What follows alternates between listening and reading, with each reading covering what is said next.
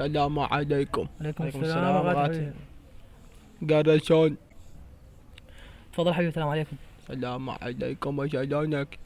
الحمد لله حبيبي، تفضل. شلون صحتك امورك؟ الحمد لله زين. تفضل حبيبي، شنو رايد؟ الاهل شلونهم؟ حبيبي جاي تاكل لو جاي طاب فاتحة؟ لا مو فاتحة بس ادوب للزيارة. دوب الزيارة طاب مطعم، ما لك شغل بالزيارة. تفضل حبيبي، شو رايد؟ انت شنو عندكم فشي وكيل حتى اني اكل؟ حبيبي عندنا قص، دجاج، كباب، شنو تريد احنا بخدمتك حاضرين، حتى من وراي كل شيء اكو.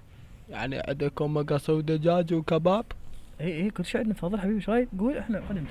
انا اريد كباب بس يكون ما بي لحم. شلون حبيبي ما بي لحم؟ هو كباب يعني، شلون ما بي؟ يعني هاي انت مشكلتك تجيب لي كباب ما بي لحم، انت هنا بخدمتي.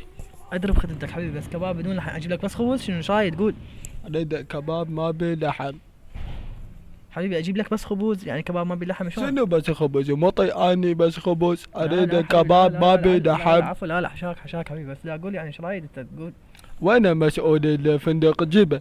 حبيبي احنا هنا مطعم مو فندق. نفس الشيء اثنينات هنا برتقال، جيب لي اياه. حبيبي ما موجود هو هنا، احنا القراصين موجودين. شنو تريد قول احنا. قراصين انتو؟ اي قراصين، تفضل. انت ابو براس مو قرصون. ليش تغلط حبيبي؟ خبا ولي امشي طاح حظك وحظ اللي ياكل بهيج مطعم. ليش تغلط حبيبي؟ حبيبي هذا مطعم انا طابب بفلوسي يعني. بس انت تريد كباب بدون لحم، شلون اعطيك اياه؟ هاي مشكلتك، لا تصيح علي. امشي قوم نطلع والله.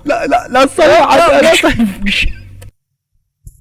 التمثيل كان القرصون كريم ابو حاتم، واني كنت اللي مطابه متسوق، هذا اللي ياكل كباب بدون لحم علي جمال اليساري مو نرجس. شكرا، يلا سد كافي.